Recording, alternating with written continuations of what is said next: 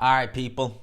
Review of the week time. First review of the week of 2024. So we're back into well, we never really left the swing of things, but we're back into the swing of things of doing, the weekly and the mid-weekly reviews of what's going on in boxing. We're back into the swing of those things now.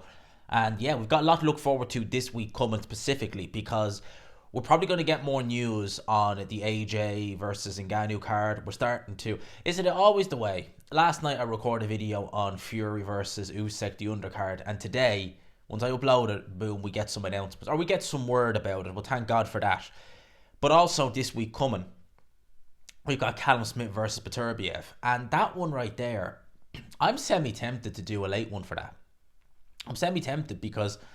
that fight right there, I'll do a prediction video and go through the card probably tomorrow. Well, Monday or Tuesday, one or the other. Obviously, it's Sunday by the time we're recording this. But that fight is so intriguing.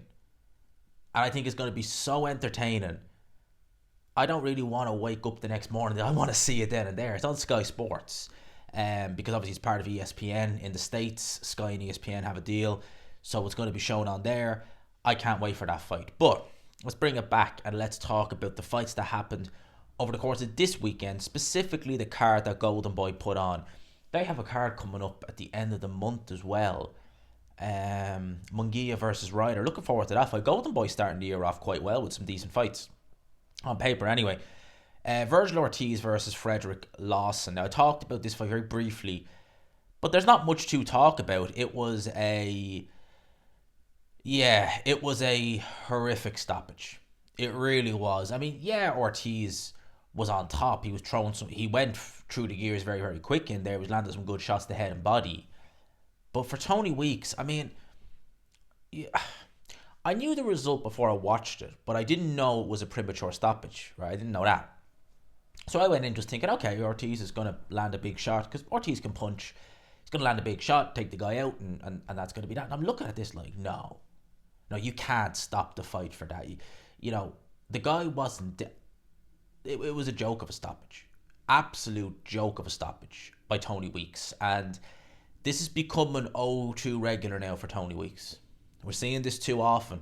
He was the guy, I'm pretty sure he was the guy who refereed Rowley versus Ishmael Barroso. In fact, I just want to be doubly sure that he was. I'm pretty sure he was. Yeah, Tony Weeks was the referee for that fight. So this is becoming a regular thing now for Tony Weeks, where he's stopping guys unbelievably premature. I mean, yeah, look, Ortiz was on top, but like the guy wasn't, badly out of it or anything like that. That was a horrendous stoppage. Really, really bad from Tony Weeks. And, for me, I've said this about Howard Foster as well. And Howard Foster hasn't been as bad as Weeks lately. But when you see a referee, the referee's job is to obviously officiate the fights, to look out for the fighter. But the referee needs to be the one who stays calm in there. When a fighter gets buzzed or rocked and the referee instantly starts panicking, that's when bad decisions get made. And with Howard Foster is a good example. You see that with him. When a fighter gets buzzed, he's just like, what do I do? What do I do? What do I do? You need to know what to be able to do. You need to be able to say, okay, going to look for this, look for that. I know it's easier said than done, but you should be able to do that if you're a trained referee and you've been doing it a long time. And I think the same with Weeks. I mean, that stoppage was absolutely horrendous. Horrendous stoppage. We all expected Ortiz to win and probably to stop him. Yeah, we all did. But for that stoppage, no. That was very poor from Tony Weeks. Very poor stoppage. I didn't see the rest of this card. I only seen the Ishmael Barroso O'Hara Davies fight. Now, excuse me, I've already done a post-fight review on that, but I will talk about it ever so slightly again. So, for Barroso, I'm happy he won. Not that I don't like O'Hara Davies. I think O'Hara Davies is a decent fighter, and as a person, I've nothing against him. But it's nice when someone has been well and truly screwed, which Ishmael Barroso was, and that hasn't stopped him. That hasn't put a damper in him. If anything, it's made him even hungrier, even at 40 years old. And he was able to go in there, perform like that against O'Hara Davies, get a first round stoppage. O'Hara Davies made mistakes in there, and I've seen a lot of people who hadn't seen, like I seen Jamel Heron tweet about O'Hara Davies. A lot of these guys wouldn't have really seen O'Hara Davies, because when he fought Josh Taylor wasn't an international star at the time. I mean, Josh Taylor, that was for a Commonwealth title. I think Taylor was Commonwealth. He might have been British champ at the time, but I know certainly, I think he had the Commonwealth title or something like that. But it was domestic level at the time. It was on Channel 5. no one really, no one international would have really took much stock in that fight. And again, same with Jack Catterall. So Davis always kind of kept it in the UK. He always did. So for a lot of people like Jamel Herring who would have never seen him, their instant reaction is always not that good. Now, I've always felt Tara Davis is decent, world level. That's pushing it a bit, but certainly European. And I thought he would have the beating of Ismael Barrosa in there. Clearly not. But for Barrosa, I'm happy for him. I am, because it means now he gets a chance to right that wrong, hopefully with a better referee this time around. And Rolly Romero, listen, he is, for me, the worst champion in boxing, bar none. He's the worst. I mean, if I was Eddie Hearn, if I was Ben Shalom, I'd be saying, get the checkbook out and we'll get our guys a title. Being Dalton Smith and Adam Azim. I would. If I was Ben Shalom, I'd be 100% in with it, because I would have no problem picking Adam Azim over Rolly right now. No problem. So if I was Ben Shalom, I'd look at that and just say, look, let's just get the checkbook out. How much does he want? A couple of mil? There you go. Because then we can obviously market Adam Azim as a champion. Hopefully do some stuff on Sky. Because that's how poor. It's not just that Adam Azim is a decent fighter. That's how poor Rolly is. The guy is terrible. And hopefully we have a decent referee this time and Ismael Barrosa gets the job done, which I think he would have still inevitably done in that first fight. But I think we'll definitely see it now. We've also seen, right, actually I'll talk about that a little bit later, but more about Rolly now later. But we'll talk about the main news that's come out over the last couple of days. And that is the March the 8th, not March the 9th, March the 8th show, which apparently going to take place in Saudi. I'm hearing rumours that the press conference is going to be the following, not this week, coming the following week in London. Can't attend it, unfortunately. I would love to, but I won't be at that one. I've heard rumours that it's going to be the following week. So we'll know more about, I would imagine this week, we're going to hear a lot more about potential fights that are going to be on that undercard and potential names as well, because that's kind of how the Day of Reckoning card started. It was very quick. It was just seemingly, here's a rumoured fight date, and then it obviously took some shape. And then we were hearing about this name. We were like, all on the one card, and boom, there we had it. So I would imagine it's going to be something not too dissimilar with this one. Like I said, with the Saudis, if they have a date in mind of which they want to have a show, regardless whether one fighter wins or one fighter loses, they seem to always have, okay, we have this as a backup plan, we have this as a backup plan, and this. They always seem to factor every possible outcome. So it's likely that Joshua is going to be taking on Francis Ngannou. Eddie Hearn reportedly saying it's a done deal. Take place on March the 8th. Also, Joshua, where does it say here? Yeah, put that CJ scene from GTA San Andreas at the start, where he gets thrown out with the cop car and he's like, something, here we go again. Remember that game very, very well. It was 10 when that came out. Great game, GTA San Andreas. If you've never played it, absolutely brilliant game. Ahead of its time. Really was ahead of its time, GTA San Andreas. Great game. But AJ kind of hinting, yeah, this is what's going to happen. So we're just going to wait on an official announcement, but likelihood is that we're getting AJ versus Ngannou. Now, for me, I've said it already, I don't see this fight as necessarily being the most competitive. I think that AJ is going to go in there, he's going to win. He will get rid of Francis Ngannou, in my opinion, he will. It won't be a 1 or 2 round blowout, but I would imagine, I'd be very surprised if when we do a watch along for that card, that I'll be talking after 6 rounds. I'd be very surprised if that happens. I would imagine that it's going to be a round or 2, have a look, just get an idea of what I'm dealing with Ngannou, and then obviously foot on the gas, and I think that's going to be how it is. I think it's going to be a fairly routine win for Anthony Joshua. Is it the most competitive fight? No, certainly not. Hrgovic and Zhang definitely are more competitive, but in terms of an event, financially, is it the biggest fight? Yeah. Out of all the names that he could have, that, because obviously Wilder, he wouldn't be able to demand the kind of money coming in out the back of a loss. So money-wise and risk-wise, it really is a no-brainer at the end of the day for Anthony Joshua. Obviously, other names that we are hearing that are set to be on the card is obviously Deontay Wilder and Zhilei Zhang. There's obviously other names in the running as well. But Wilder and Zhang are set to be on the undercard. Whether or not they fight each other remains to be seen. Now, me personally, I'd quite like to see that fight. I would. Best right hand versus the best left hand in the heavyweight division. That to me is that's just an interesting fight. I like that fight, and Zhilei Zhang has been saying that he's happy for that. It's reported that blah blah blah blah. There, I was reading. Here it is. Wilder is such a great fighter. I open my arms to welcome that fight. That would be a great. That would be a great bang for the sport of boxing. Don't overthink, man. Let's do it. That's what Zhang had to say with regards to Deontay Wilder. So he's open for that fight. As I said, whether they're both in different fights, hopefully competitive, or whether they fight each other, we're still getting big heavyweight names. But I'd like to see that fight. I think it's a good fight. I think that if Wilder went in there and he beat Zhilei Zhang, stopped him, I mean, like, that's to come from the Parker performance to that would be some comeback.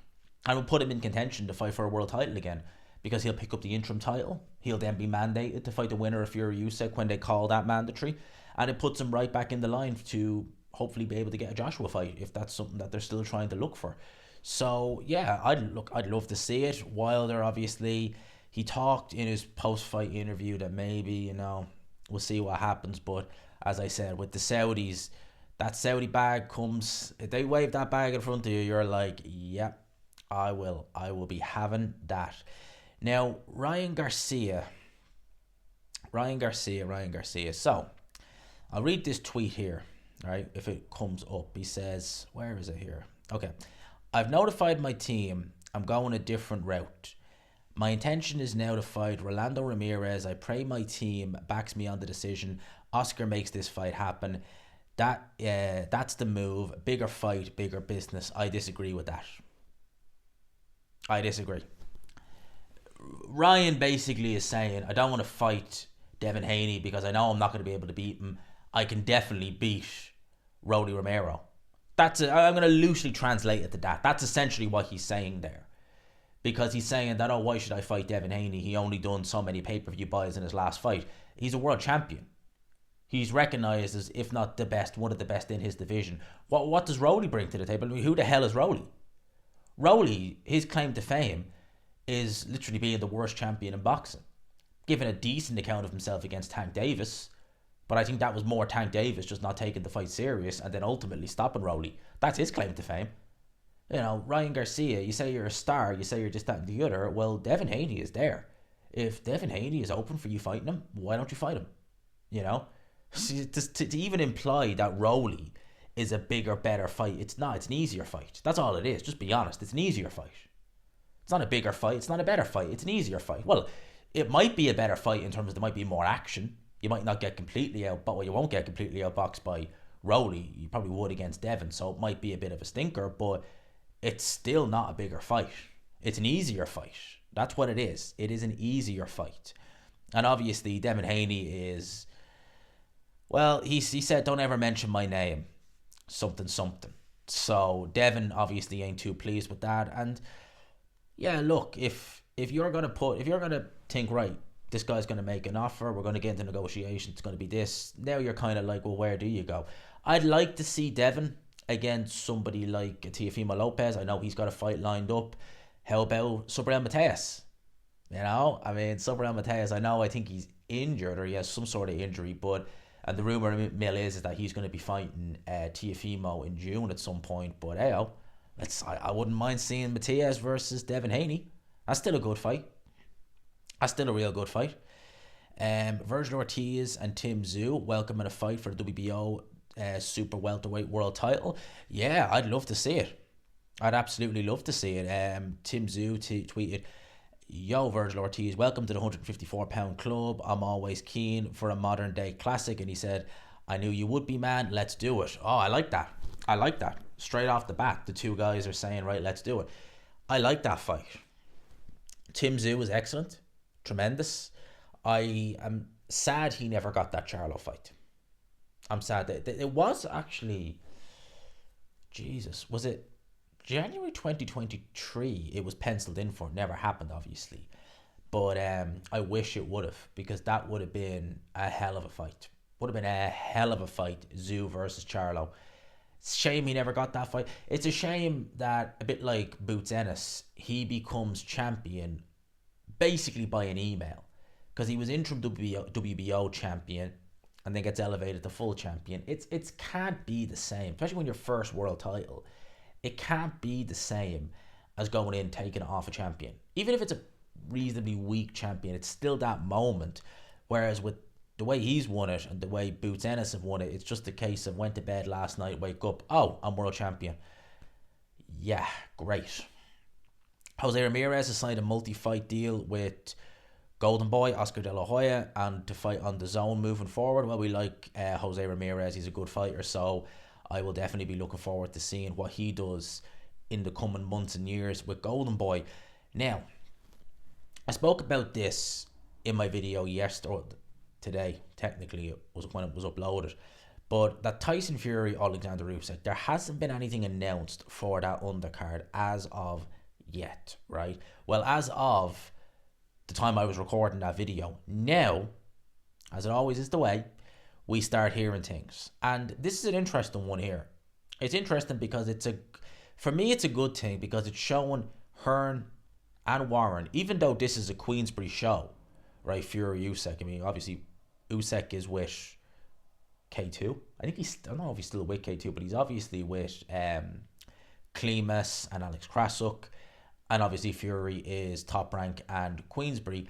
But it's reported that Joe Cordina could be targeted to defend his IBF super featherweight world title against Anthony Kakache, who's had so much bad luck with fights over the last couple of years in terms of being penciled in for a fight and for whatever reason it not happening. He's had so much bad luck. He's not a bad fighter as Anthony Kakache. Not a bad fighter at all. But that's reported to be on the undercard of Fury Usyk. It's not a bad fight. It obviously shows that a matchroom fighter can go and fight a Queensbury fighter on a Queensbury show, no questions asked. More of that, please. If it's the case of a matchroom fighter goes and fights on TNT and vice versa, TNT, Queensbury fighter goes and fights on the zone, happy days. It means then that we get more of these domestic level fights or domestic dusts up. Obviously that would be for a world title, but happy days. I also heard a rumour as well that Jay Opataya could be set to take a fight on the undercard as well of Fury versus Usyk. Now, they haven't obviously named any names, and that is at the minute of time recording this just a bit of a rumour, but still, nevertheless, I wouldn't mind seeing Jay Opataya against pretty much anybody, to be honest, which I like Jay Opataya. I like watching him fight. I would hope, though, that given the fact his last two fights have been, no disrespect to Jordan Thompson or El Azara, but they haven't been even remotely near his level, Jay Opataya. I mean, we've seen that by the absolute Hail Mary beatings both got. Well, Jordan Thompson got a Hail Mary beating. El Azara just got flattened with one shot, in the first round. But I'd like to see Jay Opataya go through the gears in there with someone who could challenge him, because he's so talented. He's so flipping talented. I'd like to see him in a world title fight, truth be told, because he shouldn't have been stripped, or he shouldn't have had to vacate, I should say, his title.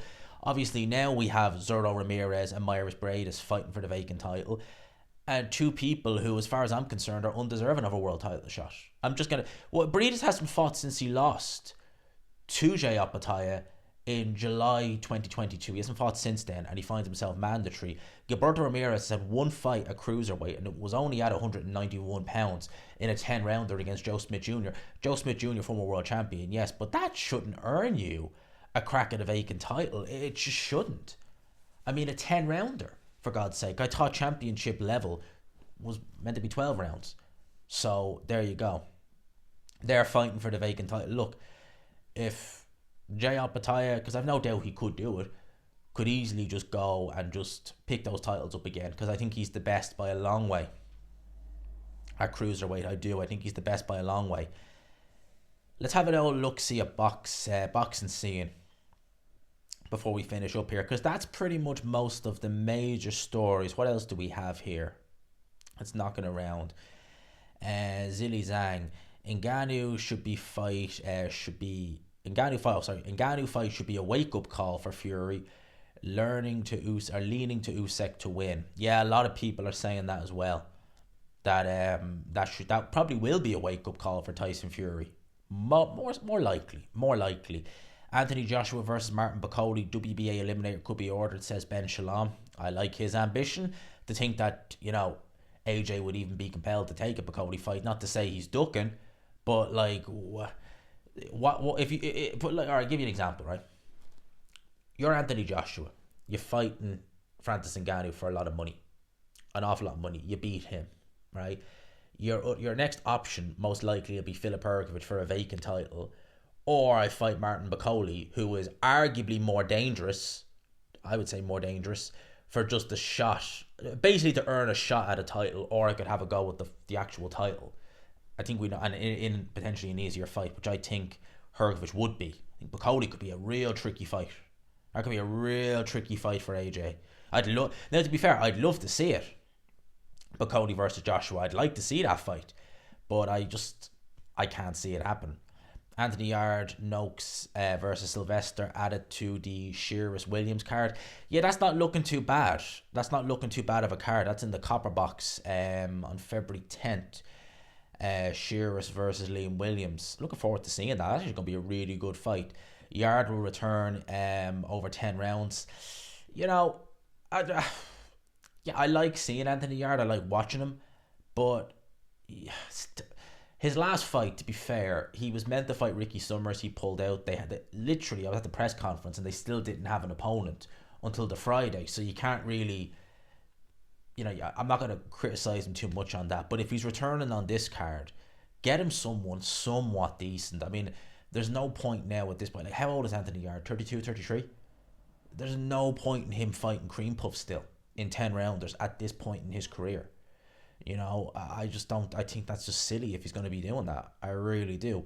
I hope that he's serious when he says that, he'd consider someone like a Chris Billum-Smith at cruiserweight, because that'd be a decent fight. It'll be interesting to see what weight this is at, if he's staying at light heavy or if he's going to cruiser. But, I don't know.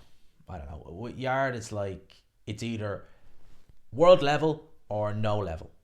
That's how it is. And again, I get the Ricky Summers fight. Ricky Summers pulled out, and he's a domestic level fighter, but still, he pulled out, so they had to get an opponent on short notice. Fair enough. Don't begrudge him that. But like a 10 rounder again, and I'm only assuming he could be in there with someone good, who knows, or decent-ish anyway. But I doubt it. And it's just, at this point now, he's been pro for nearly 10 years. Like, come on.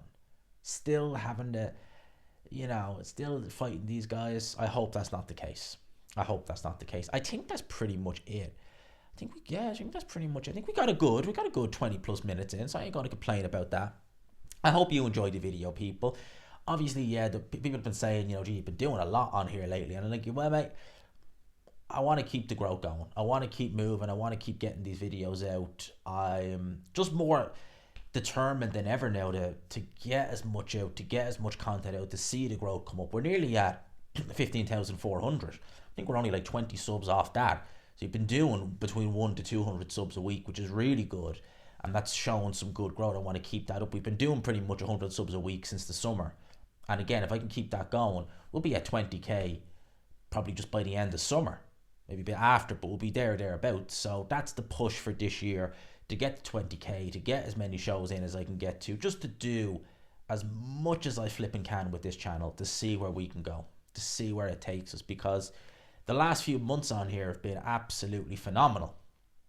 They really have. The viewers, the subscribers, everything has been bang, just incredible. And obviously we want to keep that up, but we don't want to just maintain it. We want to increase that. So how do we do that? You increase the workload. You do more. Even if you don't want to, you just get your arse in gear and you just say to hell with it. We're going to do something. So that's how it's been. That's my thoughts on everything. I hope you all have a great week. Back into the swing of everything now. And, I'm someone who doesn't particularly...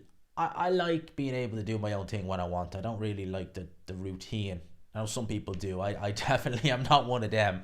I much prefer being able to kind of do whatever, do this, do that in my own time. But can't always have it that way. Maybe someday, who knows. I'll leave it there. Hope you all have a great week, people. Enjoy it. Smash the like button if you could. Hit subscribe if you haven't already. I will leave you with that.